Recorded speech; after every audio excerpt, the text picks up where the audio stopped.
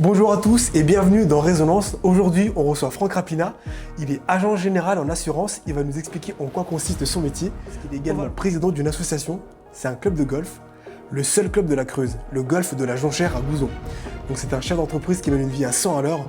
Aujourd'hui, il a accepté de prendre un peu de son temps pour Résonance et j'en suis ravi. Donc c'est un honneur pour moi de l'accueillir aujourd'hui. Donc on va parler de ce qu'il anime, de tous ses projets et également de toutes ses passions et surtout de ce qu'il a amené à entreprendre.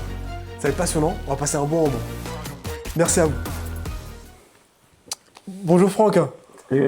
Bonjour Nayer. Et merci d'avoir accepté mon invitation. C'est un plaisir. Donc on va parler de pas mal de choses aujourd'hui. Avant de commencer, j'aimerais juste que tu nous expliques donc qui tu es. Est-ce que tu peux juste te présenter en quelques mots? Eh ben, je suis, comme tu l'as dit, Franck Rapina. J'ai 55 ans et je suis agent général d'assurance. J'ai 3 points de vente en Creuse et j'ai 5 collaboratrices. Et à côté de tout ça, je suis le président du conseil d'administration du golf de la Jonchère à Gouzon. Et comme tu l'as aussi très bien dit, le seul golf de la Creuse. Et donc on essaye collectivement de l'animer et puis de le faire grandir. Et c'est vrai que je suis hyper ravi de pouvoir te recevoir aujourd'hui. On va parler pas mal de choses, et notamment du golf. Donc avant juste d'attaquer sur le golf, j'aimerais que tu me parles de ton métier, ta profession donc d'agent général. C'est quoi un agent général en assurance? Eh bien, un agent général en assurance, en fait, c'est un intermédiaire entre une compagnie d'assurance et puis les clients. Donc c'est un statut de profession libérale. En assurance, en fait, il y a plusieurs modes de distribution. Il y a du mode de distribution donc, par agent général. Donc tu vas retrouver les principales compagnies, AXA, Allianz, MMA, GAN, TLM. Il va y avoir un mode de distribution, ce qu'on appelle les mutuelles sans intermédiaire. Donc là, ce sont des réseaux salariés avec des vitrines ou pas d'ailleurs. Donc type Groupama, les mutuelles Matmut, Massif, Maïf, etc. Et puis depuis maintenant 30 ans, tu as les banques assureurs. Donc ce sont les banques qui se sont mis à distribuer qui ont eu le droit de distribuer dans les années 90 des produits d'assurance. D'accord. Voilà, et donc pour revenir sur le métier d'agent général, on est propriétaire de notre portefeuille, c'est-à-dire qu'on achète un portefeuille à la compagnie. Et puis le jour où on repart, soit on trouve quelqu'un en gré à gré, ou alors c'est la compagnie qui nous rachète le portefeuille. D'accord. Alors ce que tu appelles portefeuille, ça peut être aussi, on peut appeler ça aussi un fonds de commerce en fait. On peut dire que c'est un fonds de commerce, oui. En fait, les clients ne nous appartiennent pas, ils appartiennent à la compagnie. D'accord. Mais on a un droit d'exercice en fait. Ok, si tu d'accord, veux, d'accord. Et on est rémunéré là-dessus. Alors juste avant de continuer sur la partie business et entrepreneuriale, parce que je sais que tu as fait pas mal de choses donc au cours de ta carrière, et j'ai envie en fait de faire un petit retour en arrière sur qui étais-tu quand tu étais jeune, voilà, qui était Franck Rapina à l'époque? Bah écoute, j'étais un adolescent ou même un jeune garçon qui est né en Creuse, qui a vécu en Creuse, avec deux petites périodes d'exil, on va dire, par rapport aux études. Oui. La première fois, puisque j'ai fait mes études après la fac de Limoges. Et puis après, je suis aussi parti 20 mois en fait, pour faire mon service militaire que j'avais prolongé de Limoges. J'avais signé ce qu'on appelait un VSL, volontaire service long. En VSL, c'est quoi? Je crois que c'était VSL, ça s'appelait. C'était un service long en fait. D'accord, ok. Doubler voilà. Et donc là, j'étais dans le sud de la France. D'accord. Et puis après, je suis revenu en Creuse, travailler. Chercher du travail et travailler. Et avant d'entreprendre, qu'est-ce que tu faisais avant agent général? Donc tu étais salarié, tu as toujours été dans le commerce. Qu'est-ce que tu faisais avant ça? Alors écoute, je me suis beaucoup cherché. Je ne savais pas ce que je voulais faire. Et de retour de l'armée, par un copain qui m'a vendu ça parce qu'il l'avait fait, j'ai fait une formation à l'AFPA à Limoges. D'accord. Responsable de rayon grande surface. Et donc l'AFPA, c'était très intéressant parce que c'est c'est un peu une alternance, si tu veux. Tu fais moitié du temps en entreprise et puis moitié du temps en théorique. Et donc moi, j'avais trouvé mon entreprise à Dole-Palestel, c'était l'Intermarché. Et donc ça a duré 8 mois en tout. Et puis à l'issue de ça, la propriétaire de l'Intermarché, parce que c'est le même modèle que les agents généraux, en fait, les Oui. Intermarchés sont des indépendants, en fait m'avait embauché. Bon, je ne suis pas resté plus longtemps que ça, en fait, j'ai dû rester 3-4 mois, j'ai décidé de partir. Donc c'est ta première vraie Première expérience professionnelle, professionnelle. D'accord, ouais, ok. ouais. Et de là, je suis reparti en quête de ce que je voulais faire et par le plus grand des hasards, en fait, je me suis dirigé vers l'assurance. Donc c'était un hasard. Ouais, complètement un hasard, mais après j'ai regardé, j'ai cherché. J'ai eu quelques contacts avec les réseaux Vie, donc qui faisaient que de la capitalisation et du placement. Donc tu avais AXA Conseil, AGFV à l'époque. Et puis, vivant socialement à Bourganeuf, si tu veux, j'ai appris qu'il y avait une place de collaborateur en fait qui était recherchée dans l'agence MMA, donc j'ai postulé et puis j'ai des prix. D'accord, et donc c'est là, C'est là où j'ai commencé. c'est là où ça a donc commencé. je suis rentré D'accord. collaborateur ouais, dans l'agence. Et comment on passe de collaborateur à, du coup, à chef d'entreprise? Avec beaucoup de chance. D'accord. Ouais, avec des éléments de vie, tu sais, comme dans n'importe quel domaine, comme dans le sport, quand les étoiles s'alignent, Oui. et ben, ça te fait grimper. Et en fait, c'est exactement ce qui s'est passé. C'est-à-dire que le responsable d'agence dans laquelle j'étais est parti au bout d'un an. Donc, il y a une personne directement du Mans, du siège en fait, d'MMA, qui est venue gérer l'agence, qui est resté 7 mois et puis en fait qui m'a mis le pied à l'étrier. Et puis j'ai fait acte de candidature pour être responsable salarié. Donc ce qui est arrivé. Et puis après, les agences chez MMA doivent être, dans la mesure du possible, tenues par des agents. Oui. Donc il a fallu que je me positionne. Et puis j'ai racheté en mars 2004 en fait, le portefeuille de Bourganeuf. D'accord. Et donc ça a commencé par Bourganeuf. Aujourd'hui, donc tu possèdes 3 agences. Oui, je possède 3 agences parce que en 2011, mon collègue Jean Pissalou d'Aubusson en fait partait en retraite. Et puis j'ai su convaincre ma direction régionale en fait que j'avais le bon projet pour reprendre l'agence d'Aubusson avec son point de vente à Gouzon. Et donc c'est ce qui s'est passé au juillet 2011. En fait, j'ai repris les 2 agences. D'accord, oui. Donc en fait, ça fait quand même pas mal d'années que tu entreprends en fait déjà, hein. Et je voulais aussi savoir, quand on est entrepreneur, quand on est chef d'entreprise dans l'assurance, est-ce qu'on passe par des périodes de doute? Est-ce qu'on fait des erreurs? Est-ce qu'on... Ah, bien sûr, ouais, bien sûr. Ça, c'est la vie. Oui. Mais c'est des erreurs, en fait, tu apprends.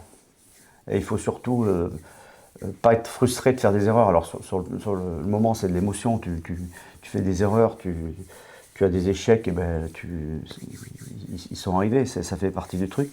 Et après, justement, il faut savoir prendre un peu de recul et puis d'apprendre de ces échecs pour plus les refaire et puis pour adapter en fait ta façon de travailler. C'est vrai que c'est hyper intéressant quand tu dis que les erreurs, ça fait grandir. Donc Ouais. ça fait partie au fondament de l'entrepreneuriat en fait, hein. Ouais, ouais. Personne, même les plus grands, n'ont jamais fait d'erreur. Alors après, tu as des erreurs qui sont plus graves que d'autres, hein. Une erreur, ça peut être un tout petit truc, comme ça peut être quelque chose qui peut te faire vaciller ton entreprise, une erreur de stratégie, etc. Mais c'est de chaque erreur, en fait, si tu peux te relever, tu repars de plus belle. Donc il y a des erreurs qui font grandir. Par exemple, toi, tu aurais une anecdote ou une erreur qui t'a servi et que finalement tu regrettes pas de l'avoir faite. Est-ce que tu as une idée comme ça? Non, comme ça, non. C'est plus une multitude d'erreurs ou d'échecs. On est dans du métier commercial, donc tu es là pour vendre. même si c'est de l'assurance, tu vends de l'assurance. Et donc, tu as des échecs quand quand tu n'arrives pas à vendre quelque chose à un client avec qui tu essayes de travailler depuis quelques mois. Et puis. Et ça fait partie du parcours. Ouais, complètement. Et puis tu as aussi un échec quand tu perds des clients, alors plus ou moins importants. Hein. Il y a des clients qui représentent beaucoup plus de chiffre d'affaires que d'autres, mais quand t'en perds un, ben, c'est un échec. Et là il faut savoir pourquoi il est parti et est-ce que quand tu as trouvé les raisons, ben, est-ce qu'il faut que tu adaptes ou pas ta façon de faire. En fait, c'est une remise en question en fait, quotidienne. Ouais, permanente, ouais. Oui, Mais ça, j'ai envie de te dire, c'est la vie. T'as pas le choix, après Ouais. c'est la vie. Ouais. Est-ce que tu dis aujourd'hui, être entrepreneur, enfin, être chef d'entreprise, est-ce que c'est peut-être plus de liberté ou plus de pression finalement? C'est les deux. C'est les deux. Alors en tout cas, dans l'assurance, Oui. on est indépendant parce qu'on paye nos charges, on paye tout en fait. Hein, on est comme une entreprise normale. Mais on est quand même tributaire de la politique commerciale de notre compagnie. Et donc, à ce titre, on ne fait pas ce qu'on veut. On est obligé d'aller dans le même sens dans lequel la compagnie veut aller. Et est-ce qu'aujourd'hui, tu dirais que tu es un passionné de ton métier? Ah oui, sinon je ne le ferais plus, ouais. Qu'est-ce qui te passionne réellement le plus, toi, dans ce que tu fais aujourd'hui? Tout ce que je fais, le relationnel, d'avoir toujours des challenges nouveaux, tu vois, au fil du temps, tu as des produits qui n'existaient pas, qui ont été mis en place. Tu fais jamais la même chose d'une journée à l'autre. Oui, puis je pense qu'il faut être curieux. Dans ce métier, il faut être curieux, il faut aimer les gens. Ouais, il faut les écouter. Mais ça, c'est le propre de tous les commerciaux. C'est le besoin du client. Et en fait, si tu grilles cette étape-là, en général, que ce soit dans l'assurance ou n'importe où, tu as de grandes chances de louper ton acte de vente. Ah oui, bah c'est vrai que entendre et écouter sont deux choses différentes et un commercial ne sait pas forcément écouter. Et c'est souvent ce qu'on demande à un commercial. Alors, je sais que donc tu es un homme qui est très pris, tu es très débordé. À quel moment le golf est arrivé dans ta vie, en fait? Côté professionnel, je suis rentré au golf de la Jonchère pour des contrats d'assurance. D'accord, donc alors c'était pour le travail à la base. Ouais, c'était pour le travail, par le biais d'un client qui était lui au conseil d'administration du golf et qui m'a proposé que je leur fasse des devis. Et donc de là, bon, ben on a fait affaire et en renvoi d'ascenseur, entre guillemets, je leur ai proposé de sponsoriser une compétition. D'accord. Et donc ça a démarré comme ça. Ça a démarré comme ça, c'est-à-dire qu'après j'ai fait une initiation, oui. Une deuxième, et puis et dans le même temps, alors ma maman jouait déjà au golf, elle. D'accord. Et donc avait pris un jour avec elle ma compagne et mon fils. Elle leur a fait faire une initiation. Donc toi, par deux chemins différents, en fait, on est tous arrivés au golf. Et puis maintenant, on a le bonheur de jouer en famille. En famille, donc c'est une passion commune. Ouais, c'est ça. Donc on n'a aucun remords en fait de dire tiens, je pars toute la journée de dimanche. En fait, c'est un plaisir. Ouais. C'est un plaisir. Ouais. Bah, on va y revenir davantage tout à l'heure au niveau du golf. J'aimerais aussi te poser une question, parce que pour toi, en tant qu'assureur, quelle est la plus grande qualité d'un assureur, de manière générale? L'écoute. Je vais revenir dessus, mais c'est parce que ça reste un métier commercial. Donc c'est bien prendre en compte les besoins de la personne que tu as en face et puis lui proposer un devis en fait qui corresponde à ses besoins. Alors c'est pas tout le temps simple, hein, parce qu'on a entre les besoins, nous on parle de garantie, les garanties qu'on donne et puis le tarif qui est à côté. Il y a toujours un décalage plus tu veux être couvert et plus ça coûte. Et oui, forcément. Voilà, donc, Après, il y a toujours des idées reçues. C'est pour ça que je voulais aussi t'en parler parce que souvent, parfois, quand on est assuré et qu'il nous arrive un incident, quel qu'il soit, on a toujours tendance à penser, moi le premier, qu'un compte à l'assurance, il nous protège jamais vraiment quand on a besoin. Toi, qu'est-ce que tu pourrais répondre à ça, toi? il protège tout le temps quand tu as besoin. Un contrat d'assurance, c'est pas tu payes et tu es assuré pour tout ce qui t'arrive. En fait, tu as des garanties et d'une compagnie à l'autre, les garanties n'ont pas les mêmes définitions et les prises en charge ne sont pas les mêmes. Mais au final, alors c'est très technique, donc c'est compliqué quand on voit un contrat de tout expliquer en fait, parce on a des cas de figure qu'on ne connaît pas. Hein. La richesse aussi, c'est d'avoir des sinistres. Moi, il y a 15 jours, j'ai eu un sinistre. J'avais jamais eu ce cas-là en 25 ans. Ah oui, c'était quel genre de sinistre, si tu peux nous en dire un peu plus? C'était un engin forestier qui s'est enlisé en fait quasiment dans du sable mouvant, si tu veux. Ah oui, d'accord. Ouais. Donc là, la procédure est lancée, si tu veux, le sinistre est en cours de gestion, mais j'avais jamais eu ça. Donc, oui, il y a des cas exceptionnels. Voilà. Et oui. Mais pour en revenir sur ta question, en fait, tu as des garanties, tu as des définitions garantie par garantie, et puis il arrive plus ou moins souvent en fait que ce qui arrive à la personne, la cause en fait, la question qu'on se pose à chaque fois qu'on a une déclaration de sinistre, c'est quelle est la cause? Et en fonction de cette cause-là, soit elle rentre dans la définition de la garantie, par exemple, des dégâts des eaux, soit elle peut être carrément même dans les exclusions. Et oui, alors là, on est tous pareils, on se dit, à quoi ça sert que je paye? Mais au final, on est toujours protégé. Oui. Et puis, alors après, il y a aussi une question que je vais te poser. Qu'est-ce qui justifie qu'une assurance augmente d'année en année? C'est vrai que, par exemple, moi j'ai peu de sinistres, et tous les ans, je vois que mon assurance, elle augmente, et on m'explique que c'est normal. Tu me fais plaisir. C'est la question, en fait, névralgique en assurance. Alors, il faut ressortir un peu de cet égocentrisme général, si tu veux, et sociétal. Okay. Au final, l'assurance, avant tout, c'est de la solidarité. D'accord. Et en fait, les gens ne le ressentent pas comme ça. Et ça, c'est beaucoup... comment expliquer? Enfin, c'est beaucoup le sens des mutuelles. Les mutuelles, c'est vraiment la mutualisation, la mutualité. Et en fait... quand tu payes ton assurance, en fait, tu fais un geste de solidarité. C'est-à-dire que tout le monde met dans le pot commun. Oui. Et avec ça, l'assureur, il doit payer les sinistres de tout le monde.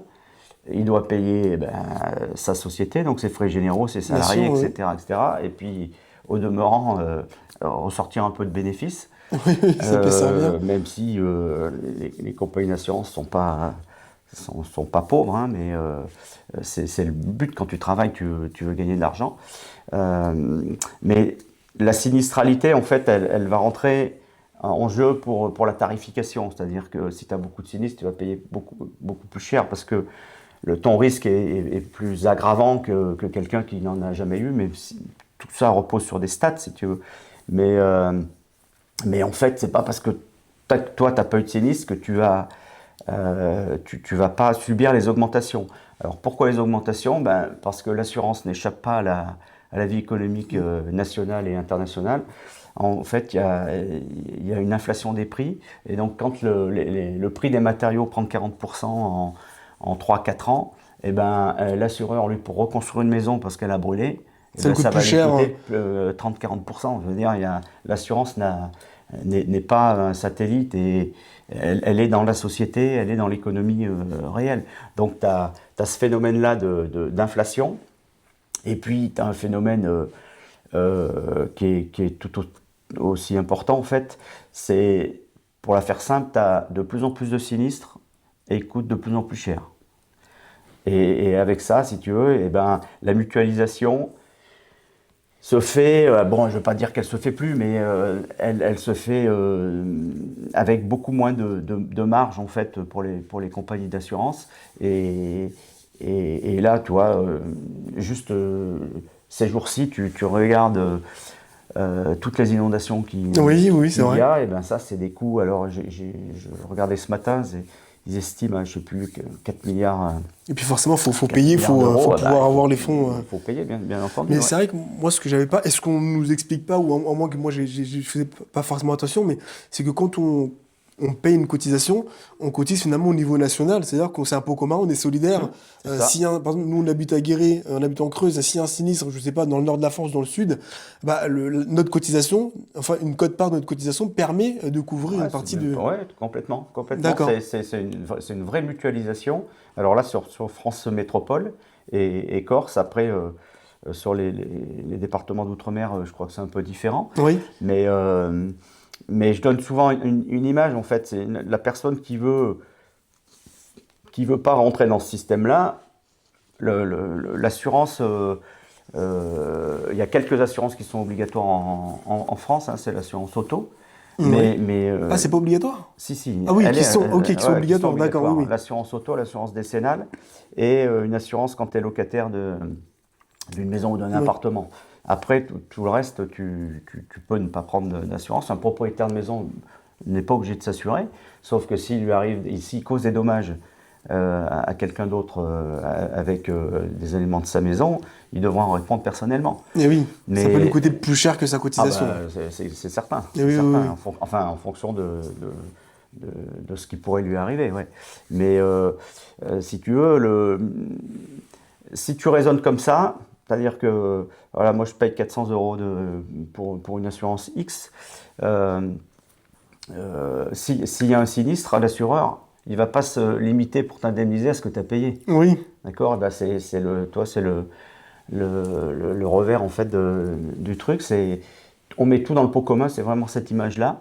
La compagnie, elle encaisse. Alors au passage, elle reverse à l'État des taxes, hein, parce qu'il n'y a pas de TVA en assurance, mais il y a des taxes d'accord, oui. qui représentent à peu près le même pourcentage. Et puis, une fois que les taxes sont payées, ben, l'assurance, il faut qu'elle règle tous ses sinistres et puis ses frais généraux. D'accord, mais c'est hyper intéressant. Mais en tout cas, ça m'a permis moi, déjà d'éclaircir certains points, certaines zones d'ombre. Et je pense que ça va aider aussi nos auditeurs à avoir quelques réponses. Donc aujourd'hui, tu es agent général en assurance. Donc tu as t'as plusieurs agences. Donc tu as plusieurs salariés. Ouais. Comment te définirais tes salariés aujourd'hui? Qu'est-ce qu'ils te diraient de toi finalement? Il faudrait leur poser la question. Ouais, parce que moi je pense que t'es plus un caractère un peu, ouais, t'es très calme, je te trouve très posé. Donc après je sais pas Ouais. si dans le travail t'es peut-être plus dur, plus strict. Bah, bon, la difficulté, c'est quand tu as 3 points de vente, si tu veux, tu peux pas être dans les 3 à la fois. Donc, moi, j'ai la chance d'avoir une équipe de collaboratrices, c'est que des collaboratrices très compétentes, très autonomes et qui font plus que le job. Et donc, ça tourne comme ça. Alors, de temps en temps, elles aimeraient bien que je sois un peu plus dans l'agence dans laquelle elles sont Oui, quand mais elles ont forcément. besoin, mais voilà, on arrive à bien fonctionner comme ça. Et puis elles sont hyper soudées, donc dès qu'elles ont un doute et quelque chose, elles s'appellent d'une agence à l'autre ou au sein de l'agence et elles échangent beaucoup quand elles ont un doute ou quand elles ne savent pas faire. Donc tu as réussi à fédérer quand même une bonne équipe et puis c'est important l'entraide Ouais. dans ce métier. Mm. Parce que puis le fait d'avoir plusieurs casquettes, forcément, il faut qu'elles arrivent aussi à être un peu, entre guillemets, autonomes. Alors, quand toi tu les recrutes, donc toi tu les formes ou ils sont déjà formés et puis toi tu prends des personnes expérimentées? Comment tu procèdes toi? Alors écoute, moi chaque fois que j'ai fait des recrutements, j'en ai fait 3. Alors dont 2 quand j'ai racheté Aubusson-Gouzon. En fait, elle ne venait pas du tout du monde de l'assurance. D'accord. Donc, on a mis en place, ouais, et ben, de toute façon, il y a des formations obligatoires à passer. Et puis après, de toute façon, la formation, c'est tout au long de. Ouais, elle est continue. Ouais, elle est continue. Elle est déjà en assurance, nous, réglementaire. Mhm. C'est-à-dire qu'on doit faire agent comme collaborateur, 15 heures de formation par an. Et puis de toute façon, tu es tout le temps obligé de te former, le monde évolue. Tu te mets à jour par rapport à la réglementation. Oui. Et au niveau des produits aussi. Oui. Alors, est-ce que quand on est chef d'entreprise, il arrive qu'on fasse face, ça se dit, hein, qu'on fasse face à des clients un peu virulents, un peu difficiles. Ça t'est déjà arrivé? Oui, bien sûr. Oui. Et comment tu gères ça? De plus en plus. Alors, c'est beaucoup plus mes collaboratrices qui sont elles, en première ligne. Ouais, en première ligne. Mais bien sûr que ça arrive. J'ai jamais eu de cas de violence physique, donc c'est déjà important.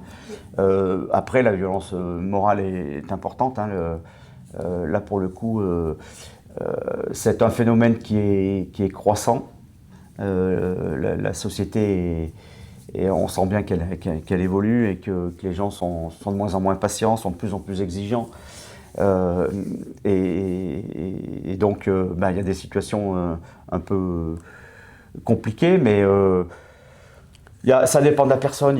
C'est pareil, je ne veux pas dire que c'est au feeling, mais quand une personne est mécontente, l'exprime, même de façon très véhémente, il faut, là pour le coup, l'écouter, il faut la laisser parler, parce que bien souvent, après, une fois qu'elle a vidé son sac, elle revient à un peu plus une position où elle peut être dans l'échange. Et puis après, il y a explication.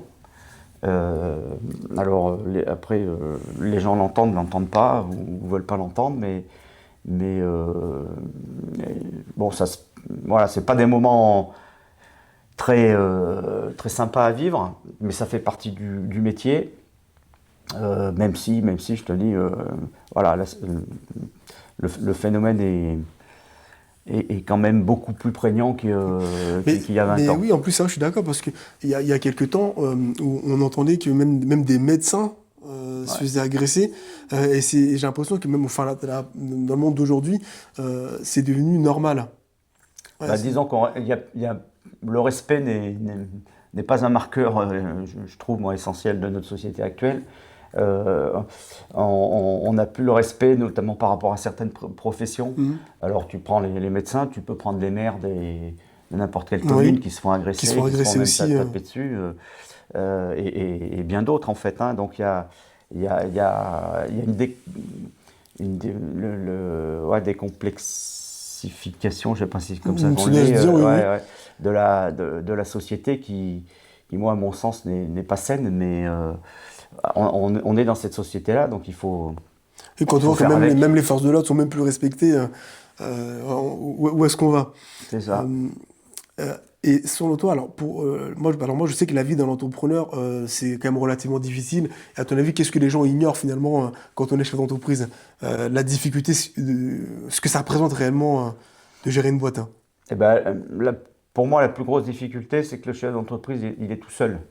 Quand tu es vraiment, on en prend en société, mais que tu es tout seul, donc les décisions, tu dois les prendre tout seul, même si tu peux tout le temps échanger à droite à gauche, mais tu es le seul décisionnaire.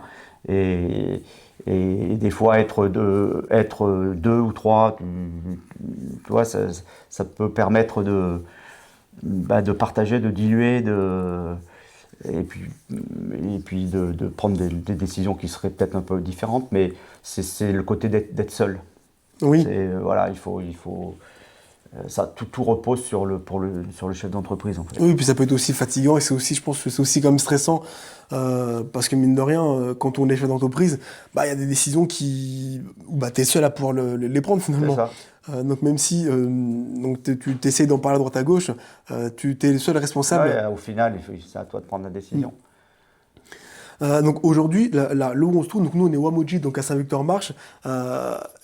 Donc tout à l'heure, on fera le tour, je te montrerai un petit peu le site, donc à quoi il ressemble. Déjà, quand tu es arrivé, qu'est-ce que toi tu penses d'un site comme celui-ci? Quel est ton ressenti en arrivant au Hameau Digital? C'est bien. Alors, comme je te le disais avant de commencer, je le connaissais avant, même si j'étais jamais venu sur place. Mais c'est bien d'avoir des structures hôtelière, entre guillemets, même si c'est pas un hôtel, mais en Creuse, parce que on sait que on a un déficit quand même de chambres d'hôtel important. Et si on veut accueillir des tourismes, on a plein d'avantages. Alors, je ne suis pas dans un office de tourisme ou autre chose, mais on a plein d'avantages du tourisme vert. On a à Aubusson la Cité internationale de la Oui, c'est tapisserie. vrai, c'est vrai. On a plein de points forts en fait, mais si c'est pour que les gens repartent le soir et aillent dormir à Limoges ou à Montluçon, Oui, c'est pas le but non plus. c'est pas le but. Donc ça, c'est très bien d'avoir repris en fait et remis en activité un site comme celui-ci, parce que ça permet d'accueillir des gens de l'extérieur du département, et puis Oui, puis le bouche à oreille fait que derrière ils en parleront à leur entourage une fois qu'ils sont partis. Puis je pense qu'un site comme le Hamoujit, pour moi, ça devrait se démocratiser parce que c'est vrai qu'on peut héberger jusqu'à 72 personnes par Ouais, jour. c'est énorme. C'est un site sur 3 hectares qui est immense. Et en réalité, si on veut développer le tourisme en Creuse, il faut pouvoir du coup héberger les gens parce que quand ils passent la journée, c'est dommage qu'après, C'est ça. ils repartent dans d'autres départements, d'autres régions pour pouvoir se loger. Donc, avant juste de revenir sur le golf, donc en off, tu me disais, tu avais du coup un parcours relativement assez passionnant parce que tu as bossé donc, c'est quoi, c'est pour le conseil des prud'hommes. Oui. Alors voilà, en parallèle de mon boulot, en fait, donc j'étais adhérent en fait à la CPME assez tôt, hein, parce que je l'étais même de droit, je crois, parce que au tout début, j'étais président de la Chambre départementale des agents généraux d'assurance, donc qui n'existe plus juridiquement, en fait, maintenant c'est régionalisé. Et à ce titre-là, en fait, j'allais aux réunions de la CPME, et puis après ça, j'ai continué à être adhérent à la CPME, et donc j'ai postulé dès 2010, il me semble, en fait, pour être mandataire de la CPME dans des organismes.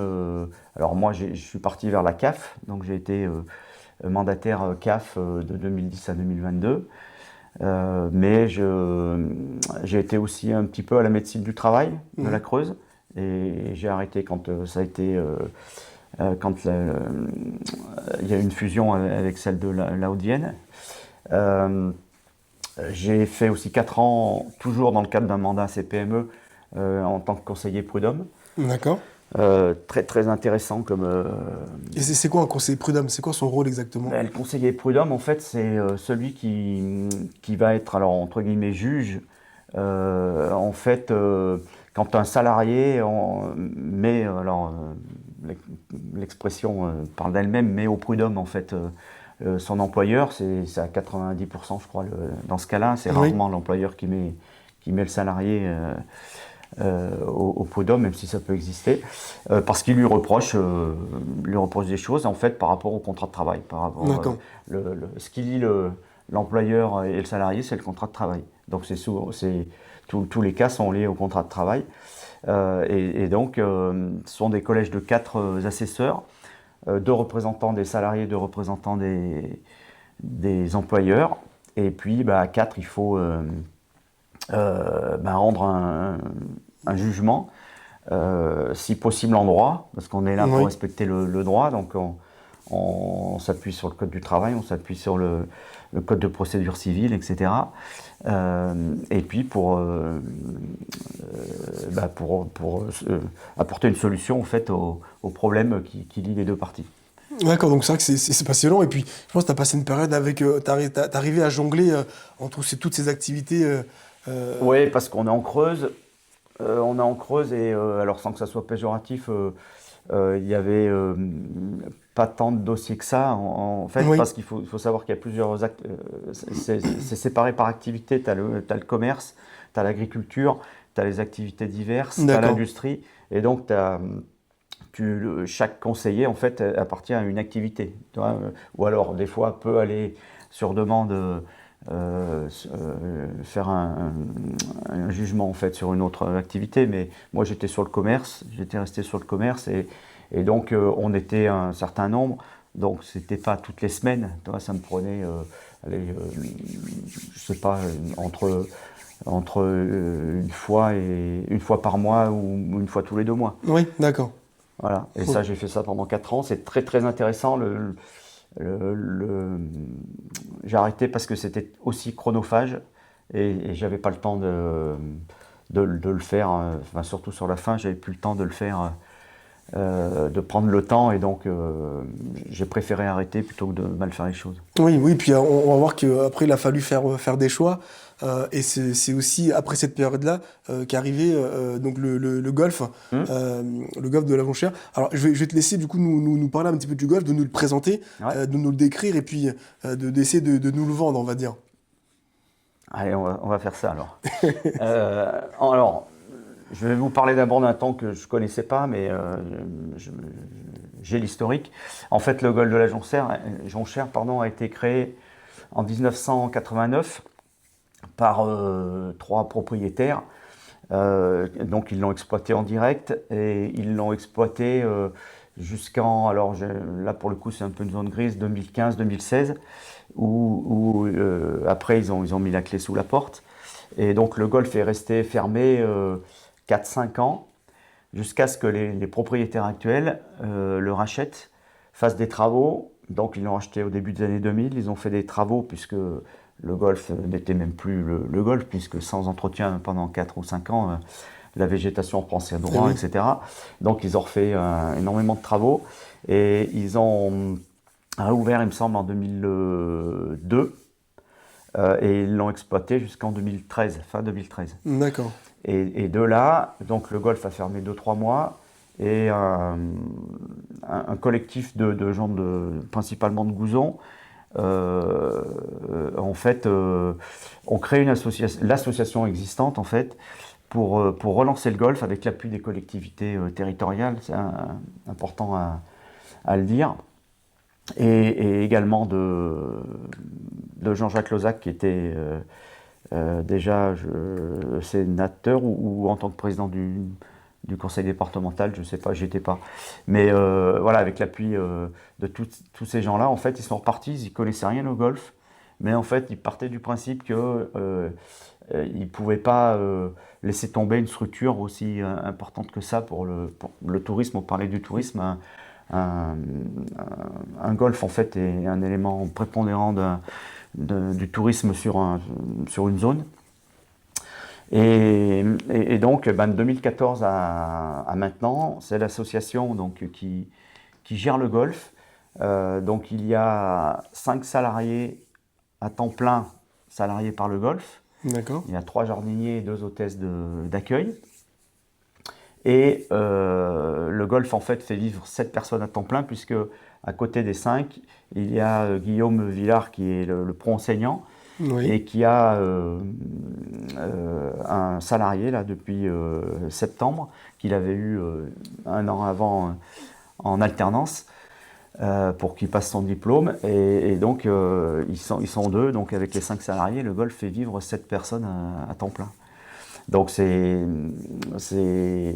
important. Alors après, c'est une gestion sous forme associative parce que toi, le passé prouve que la gestion par un privé en fait ne marche pas, ou alors ne marche pas longtemps, parce que on a 200, on oscille entre 180 et 210 membres chaque année. Et donc on est obligé de pratiquer des prix beaucoup plus bas que partout ailleurs, parce qu'il faut faire avec le tissu économique. Oui, parce que par rapport au golf, c'est vrai qu'il y a toujours des idées reçues, parce que même moi le premier, j'avais cette idée-là, en me disant que finalement le golf, en fait, ça reste inaccessible et c'est réservé à une certaine élite, une catégorie. Ouais, mais j'avais exactement la même impression avant d'y rentrer. Alors après, il y a le golf de la Jonchère, et puis il y a le golf en général. Je ne veux pas dire que tous les autres golfs sont huppés, inaccessibles, mais bon, il faut se dire les choses. C'est encore un monde où on a encore des golfs qui sont recentrés sur eux-mêmes, etc. Même s'ils tendent à s'ouvrir, en fait, à se démocratiser. Toi, on peut faire un parallèle avec le tennis dans les années Oui. 80 qui était très élitiste et puis qui a réussi à se démocratiser. Ben, la trajectoire du golf, elle est sur la même ligne, sauf que ça prend peut-être un peu plus de temps, je ne sais pas. Mais en tout cas, au golf de la Jonchère, on pratique des tarifs raisonnés, si tu veux, qui sont accessibles à n'importe qui. On n'a pas le droit de le faire, mais si on faisait de la sociologie de nos membres, si tu veux, on serait surpris. Parce qu'il faut pas croire qu'il y ait que des médecins ou que des agents généraux. Oui, c'est vraiment ouvert à tout le monde. Il y a tout le monde. Et on a aussi beaucoup de jeunes. On a une école de golf. Chaque année, il y a une quarantaine d'enfants qui viennent D'accord, oui. prendre des cours par le biais de l'école de golf. Guillaume, le pro, a même ouvert depuis 3 ans un baby golf, c'est-à-dire de 3 à 6 ans. Il a des petits qui viennent jouer au golf. Ah oui, Ouais, donc dès le plus jeune âge. Ouais. C'est sympa. Et puis voilà. Et donc là, le but du conseil d'administration, en fait, on a un conseil d'administration de 12 personnes. Et donc, collectivement, on gère pour faire progresser, en fait, le golf, pour essayer de faire venir de plus en plus de membres, pour que, de façon économique, on soit un peu plus stable en tout, quoi, en gestion. Oui. Et donc, on cherche aussi des partenaires qui seraient prêts à nous aider, en fait, dans cette entreprise-là. Oui, d'ailleurs, c'est vrai que l'agence est partenaire aussi du golf. Je te remercie. Et c'est assez un plaisir. C'est vrai que, alors, pour tout dire, c'est que nous, on est partenaire donc, du golf, mais j'ai aussi donc, eu la chance de faire ce qu'on appelle une initiation, parce que moi, je suis novice, et c'est très difficile le golf. En réalité, c'est très technique, et on a l'impression qu'il faut juste taper dans une balle, mais c'est beaucoup plus compliqué que ça. Mais c'est vrai que... alors, et toi, qu'est-ce que tu dirais à un jeune, ou moins jeune d'ailleurs, qui n'y connaît rien, voilà, qui a envie de s'initier, il doit commencer par quoi? Qu'est-ce qu'il doit faire? Comment ça se passe en fait? Tout à fait, il faut venir faire une initiation. Voilà. Alors après, une fois que... ou pas, mais au golf de la Jonchère, vous venez, il ne faut pas avoir peur de franchir la porte. On vous prête des clubs. Vous pouvez, alors vous irez pas sur le parcours comme ça, parce qu'il faut quand même avoir un peu de pratique. Oui. Mais vous avez accès gratuitement au putting green, donc là où on s'entraîne à faire du putting, et puis au tapis de practice pour taper dans les balles. Vous payez vos sauts de balles, mais c'est tout ce que vous paierez, et vous revenez autant de fois que vous voulez. Et après, la personne qui veut continuer, c'est bon de faire une initiation pour déjà voir, et puis après voir avec Guillaume Villard, donc le pro enseignant. Il y a des systèmes qu'on appelle la carte verte, en fait, pour prendre des cours et apprendre les règles de base, en fait, parce qu'on ne part pas sur le parcours sans connaître les règles. Et donc c'est pas très onéreux, c'est même très, très cheap, Oui. pour prendre 12 heures de cours, alors répartis sur plusieurs semaines, pour pouvoir après avoir cette carte verte qui va vous permettre d'aller jouer sur le golf. Et puis après, les gens qui restent prennent leur abonnement à l'association pour pouvoir jouer 365 jours, 363 jours sur 365 s'ils veulent, puisqu'on n'a que 2 jours de fermeture dans toute l'année. Oui. Et puis après, c'est parti. Mais il ne faut pas avoir peur du prix. Alors, on prête des demi-séries, en fait, de clubs. Après, la personne qui veut en acheter, il y a un marché d'occasion dans le monde du golf qui est assez important. Donc, on trouve des séries après à moindre coût. Vous avez Decathlon qui a développé du matériel de golf qui sont très accessibles aussi et de très bonne qualité. Et puis c'est comme tout, après quand on s'investit, quand on part dans un sport, bah, il faut s'acheter Il faut du s'équiper matériel, après il faut petit à petit. s'équiper. Oui, oui. Ceux qui vont faire du vélo, ils achètent un vélo. Je peux vous dire que dans le sac de golf, il y en a pour moins cher que les vélos que Oui, vous achetez maintenant pour aller faire du VTT, etc. Donc il faut relativiser tout ça. Et il n'y a pas de ségrégation en fait. Il ne faut pas hésiter à venir. Vous serez toujours bien accueillis et vous verrez, c'est une très belle activité. Alors, certains disent que c'est pas un sport. Moi, Mais je pense un que sport, mais c'est pas si intensif que d'autres sports. Mais c'est un sport sur la longueur. Un 18 trous, vous le jouez entre 4 heures et 5 heures. Et ben justement, tu parles de 18 trous. Est-ce que tu peux nous expliquer rapidement les règles du golf avec des mots relativement simples pour qu'on essaye de comprendre comment ça Il va fonctionne? falloir trouver des mots simples alors. En fait, c'est simple. Vous avez un parcours, c'est 18 trous. Vous pouvez avoir des golfs qui sont à 9 trous. Parce que c'est comme ça, mais vous avez 18 trous et il faut, alors chaque trou a son par entre guillemets. Le par, c'est le nombre de coups théoriques qu'il faut faire pour réussir le trou, d'accord? Donc ça va du par 3. Là il faut essayer de mettre la balle dans le trou au troisième coup. Le par 4, c'est au quatrième coup, et le par 5, c'est au cinquième coup. D'accord, ok. Mais ça, c'est pour les joueurs qui jouent ce niveau-là. C'est des joueurs qui sont en index, alors 0, ça ne va pas parler, mais qui sont très très bons, qui sont pas loin Et parce qu'il y a des classements en fonction du niveau. Voilà, c'est en fonction du niveau, vous êtes classé comme au tennis, hein, c'est le même principe. Vous commencez, vous êtes 54, et puis vous descendez jusqu'à 0, même du négatif pour les meilleurs amateurs. Et en fait, quand vous débutez, bien entendu que vous n'allez pas jouer. Alors 72, c'est ce qu'on appelle le par 72, c'est qu'il faut faire le parcours en 72 coups. D'accord. Mais rares sont ceux qui le font, il y en a qui le font, même qui jouent moins. Mais quand vous débutez, vous ne le faites pas. Mais le système de classement, après, donne plus de coups en fonction du niveau. Ceux qui sont moins classés ont le droit en plus de coups pour réussir. Et donc c'est comme ça que vous progressez en fait au golf, parce que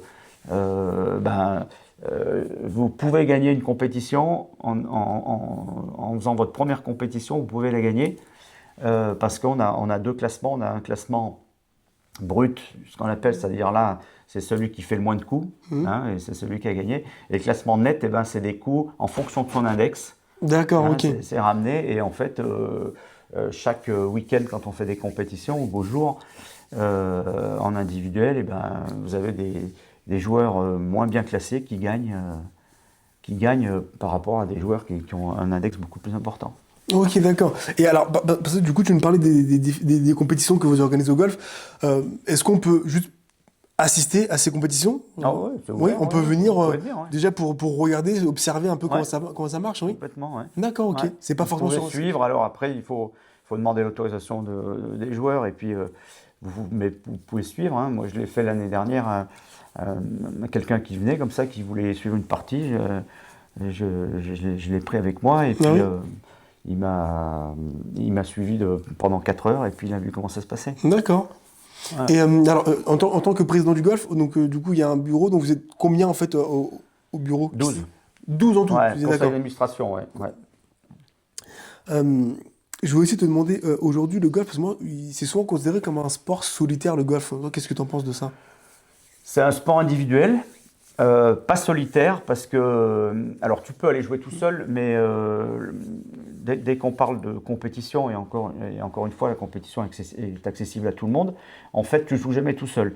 C'est-à-dire que tu pars à 3, voire 4 en même temps, et tu joues, même si tu joues contre toi-même, tu joues pour toi. En fait, tu joues avec d'autres personnes. Oui, tu n'es jamais seul. Jamais. Enfin, après, hors compétition, si tu veux aller jouer tout seul, tu peux. Mais au final, ça dépend de tout un chacun. Mais je vais te dire, 98% des joueurs ne joue jamais tout seul. Oui, Ils sont oui, toujours c'est avec quand même quelqu'un. rare, d'accord. Ouais, Bah, c'est vrai que quand on parle, t'as l'air passionné. je le suis. Est-ce qu'aujourd'hui le golf occupe une place importante dans ta vie aujourd'hui?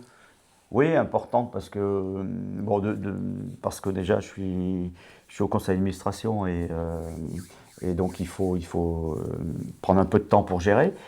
Même si là encore, je m'appuie aussi sur des salariés qui sont très compétents et qui font ce qu'ils ont à faire. Et donc ça c'est appréciable parce que ça dégage du temps en fait, si tu veux. Même si bon, les décisions sont prises par le conseil d'administration, mais le quotidien en fait il roule tout seul. Oui. Et après, bah, moi je joue quand je peux jouer. Donc le week-end, bien entendu, parce que la semaine, c'est rare quand je me permets d'aller jouer au golf. Mais les week-ends, j'essaye. Ouais. Oui. Bah, pour faire un parallèle avec le golf, moi c'est vrai que quand je viens au hameau, je l'ai déjà dit dans certaines vidéos, c'est vrai que je me sens en dépaysement total, je me sens libre, je me sens bien. Déconnecté. Déconnecté, exactement. Parce que, du coup, quel est le sentiment que tu as quand tu arrives C'est ça. C'est au golf? exactement ce que j'ai trouvé, ce que j'ai pas forcément trouvé dans d'autres sports, ou alors qui étaient beaucoup plus courts en temps, si tu veux. Mais là, l'image, c'est...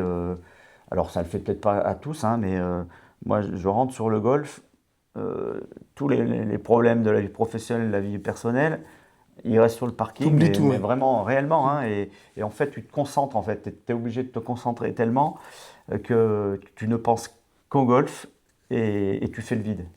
Et ça, c'est la première chose enfin, le premier bienfait, en fait, que le golf m'avait apporté, parce que tu arrives à décompresser sans t'en rendre compte. Oui, donc c'est un lieu qui t'apporte que du bien, que du bien-être en fait, hein. Ouais, ah, il y a des fois, c'est Oui. agaçant. Hein, on on n'est pas tout le temps content du golf qu'on joue. Hein, Oui, oui, on après. s'énerve. Mais non, non, c'est au final. Et puis c'est le maître mot, nous, à Gouzon, c'est la convivialité. Et c'est pas un élément de langage. C'est vraiment, voilà, on veut que ça soit convivial et on veille à ce que ça soit convivial. Ça, c'est très important. Voilà. Parce qu'après, donc, en étant président du golf, forcément, ça te donne aussi des responsabilités. Hmm. Donc, cumulé à tout le reste, est-ce que c'est pas trop stressant quand même? Bah, c'est le stress, il faut le gérer. Alors, c'est pas inné. Tu parlais d'échec au tout début, tu parlais de,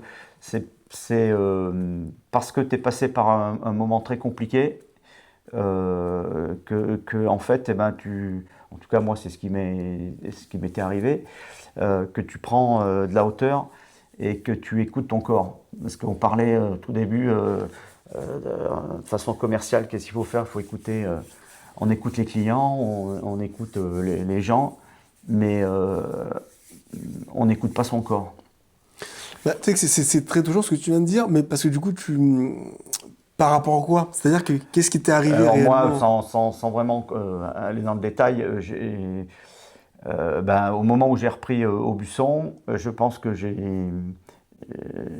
alors il y avait plusieurs facteurs, le surmenage, etc., le stress de se dire est-ce que je vais y arriver ou pas, parce que je rachetais en fait une structure qui était plus grosse que la mienne, et donc j'ai fait ce qu'on peut appeler une déprime, un burn-out, etc., mais sans jamais m'arrêter de travailler. T'as pas C'est-à-dire écouté ton que corps? ah ben, je l'ai écouté, mais là pour le coup, j'avais pas d'autre choix. C'était le début du truc, donc euh, j'étais chef d'entreprise, et donc si tu t'arrêtes, tout s'arrête si tu veux. Oui. Surtout que c'était au tout début, donc j'avais juste recruté, comme je te le disais tout à l'heure, de collaboratrices, il fallait que je les forme, etc.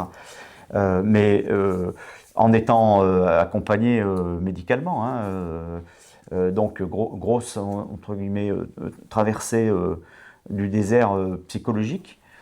Et c'est là où tu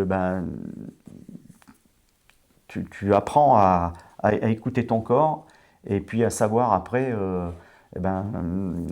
quand est-ce que tu tires trop sur la machine ou pas. Mais oui, puis c'est vrai que c'est hyper touchant ce que tu me dis. Forcément, j'étais pas au courant moi de cette Ah, mais je traversée. connais pas tout d'ailleurs. Mais en réalité, c'est vrai que quand on est chef d'entreprise, comme tu dis, c'est un stress quotidien. Il faut arriver à le gérer. Mais des fois, soit on se le cache. Soit on ne veut pas forcément l'admettre, mais il y a énormément de travail, énormément de pression.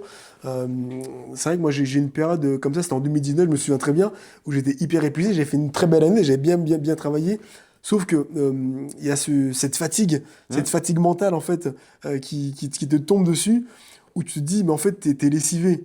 C'est ça. Voilà, t'es lessivé, sauf que souvent quand tu te rends compte, c'est pas que c'est trop tard, mais c'est juste que bah, tu t'es en plein dedans et t'as besoin en fait de souffler et de récupérer.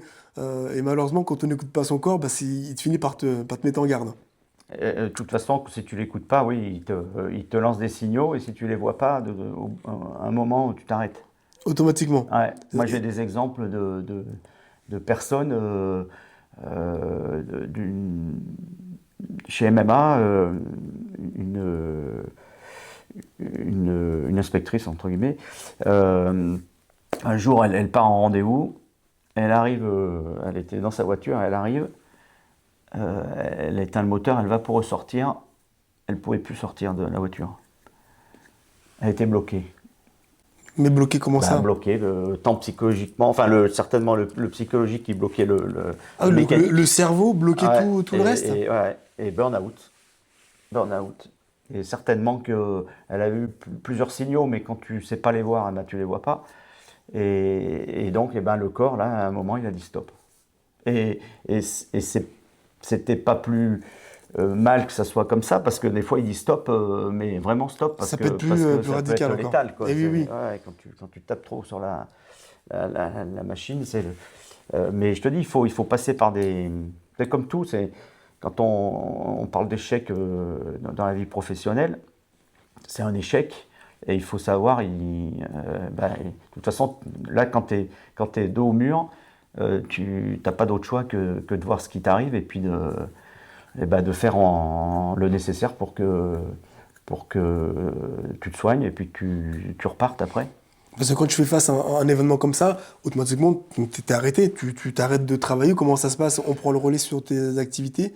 Non, non, je te dis, moi c'est pour ça que je me suis jamais arrêté. Alors après, alors quand tu travailles, au final, ton esprit est au travail et donc tu broies pas du noir, mais dès que tu t'arrêtes de travailler, Tu cogites constamment, ouais, ouais. C'est, chacun a ses symptômes. Encore une fois, je ne vais pas rentrer dans le côté personnel, Oui, oui. mais pour le coup, une fois que tu es passé par là, alors après, je touche du bois. Faut pas que je fasse le fanfaron et puis demain que ça m'arrive de nouveau, mais il faut apprendre à écouter son corps. Il donne plein de signaux. Oui, mais Mais des fois, tu sais, j'en vois, ils m'en donnent et je les vois qu'après coup. Plus tu as la tête dans le guidon et moins tu prends le temps de regarder. Mais est-ce que toi, tu t'autorises à prendre des vacances aujourd'hui? Bien sûr. Justement, par rapport à ça, à cette période-là, je me prends. Là, je suis en vacances cette semaine, toi. Alors, c'était temps parce que depuis le mois d'août, j'avais pris que 1 ou 2 jours par-ci, par-là. Oui. Et encore. C'est Ouais, jamais 2 fois vraiment 2 jours. déconnecté, oui, oui. Ouais, et là, je prends en général 5 semaines par an. Voilà, Oui, ce qui est pas grand-chose, mais c'est bon, 3 semaines, ouais, c'est non, ce mais qu'il faut déjà, quand même. et 3 semaines Oui. l'été, ouais, pour bien couper. Oui. Bah, c'est vrai qu'il faut se forcer à couper. Et Ouais, je suis un peu dans le état d'esprit où je me dis, bah, tous les ans, ouais, je me force, enfin, je me force. C'est du plaisir de prendre des vacances, hein, ouais, mais c'est qu'en complètement. réalité, du travail, il y en a toujours. Oui, mais oui, il y en a toujours, mais au final, avec l'expérience, tu te rends compte que dans la très grande majorité des cas, quand tu reviens après ta semaine de vacances, le bureau est toujours là, voilà, et tes dossiers sont toujours là, et Mm. puis tu les reprends là où ils étaient, quoi. Oui, Et puis le monde s'est pas écroulé, quoi. exactement. Exactement. Ça, c'est une vraie leçon de vie. Il faut arriver à lâcher prise. Ouais, c'est ça. Donc ça veut dire que du coup forcément, comme on disait, donc il y a des périodes de doute, mais aussi il y a des périodes où, où on se sent beaucoup mieux. Et toi, je pense que c'est le golf aussi qui t'a peut-être aidé par rapport à ça, je pense. Hein. Ouais, Un peu à déconnecter. J'étais le golf. Je suis rentré au golf en fin 2017. D'accord, ok. Ouais, donc, mais ça, oui, ça a certainement participé après à ça. Oui, mais je pense que c'est important d'avoir un lieu comme ça, comme moi j'ai le hameau, j'adore venir ici, Ouais. parce que c'est un moment où tu es déconnecté. Et en plus, tu disais tout à l'heure, ici, tu n'as pas de réseau. T'as pas de réseau. Donc C'est le mieux. pour te déconnecter, c'est pas compliqué. Ouais, Hein. c'est ça. Ouais. Tu viens au hameau et puis tu te laisses vivre. En plus, on a la gare Tonka à côté, on a un cadre qui est magnifique, on est en pleine nature. En réalité, l'être humain n'a pas besoin de grand-chose. Hein. Non, il faut revenir à l'essentiel. Il faut revenir à l'essentiel, c'est vrai que je le dis souvent, mais on est dans une société de consommation où on a l'impression qu'on a besoin de toujours tout avoir. Ah, oui. Alors que finalement... des besoins, oui. Et tu penses que, ça c'est vrai, c'est une question que je me suis déjà posée, est-ce que tu penses qu'en France, on manque d'éducation financière? Ah oui, ouais, complètement. Ouais. Enfin, financière, de comment fonctionne une entreprise. En fait, il y a eu longtemps, je pense que ça s'est un peu amélioré, mais il y a eu longtemps en fait un mur entre l'école et puis le monde de l'entreprise. Savoir des choses, toi, comme tout à l'heure, comment fonctionne l'assurance. Je pense pas que ça soit expliqué à l'école. Non, ne le dis pas. Et puis c'est des choses qui participent de toute façon au savoir, à la connaissance, et puis qui sont importantes. Alors là on parle d'assurance, mais le monde de l'entreprise, oui. Tu prends l'exemple de l'Allemagne, il me semble qu'en Allemagne, ils sont initiés au fonctionnement de l'entreprise et du reste, ils ont aussi beaucoup de liens physiques en fait, école-entreprise parce que y a beaucoup de stages qui sont organisés comme ça. En France, ça commence, hein, on voit des jeunes de 3e qui poussent la porte pour nous demander s'ils peuvent venir une journée ou deux faire une immersion. Et puis après, au lycée, etc. Mais c'est... On est encore en retard. Ouais. Bah, puis moi, je pense que c'est vrai que dès le plus jeune âge, on devrait nous l'inculquer. Et c'est vrai que moi, le monde de l'entrepreneuriat, je l'ai appris vraiment sur le tas. C'est vrai que quand on nous explique... Parce qu'en fait, dans toute la scolarité, je pense qu'on est formaté à devenir un salarié. On est formaté à ça, en fait. Ouais, c'est pas faux. Et quand on grandit et qu'on se rend compte que finalement, ce qu'on nous propose, ça ne nous correspond pas, on est un peu incompris. Mais parce qu'on n'a pas cette image de si le monde du salariat ne te correspond pas, sache que tu peux entreprendre. Complètement. Voilà. Ouais. Et donc souvent on tombe par hasard, et un peu soit par dépit ou soit par opportunisme. Mais je trouve que c'est pas normal qu'on doit entre guillemets se débrouiller et tout découvrir après la majorité. De toute façon, on a fait le tour par rapport à toutes les questions que je vais te poser. Est-ce que toi, il y a des points sur lesquels tu voulais qu'on revienne, des choses que tu veux évoquer et mettre en avant? On a pas mal balayé.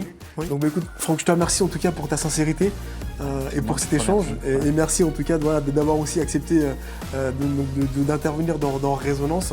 Et puis je te dis peut-être donc à très bientôt et merci pour tout. Salut Nadir. Merci à tous d'avoir écouté cet épisode de Résonance. Cet épisode est également disponible en audio podcast, donc sur Amazon Podcast, sur Spotify, sur Deezer également. Et vous pouvez également nous suivre sur l'ensemble de nos réseaux, donc sur TikTok, Facebook, Instagram également et YouTube. Merci à tous et à très bientôt. Au revoir.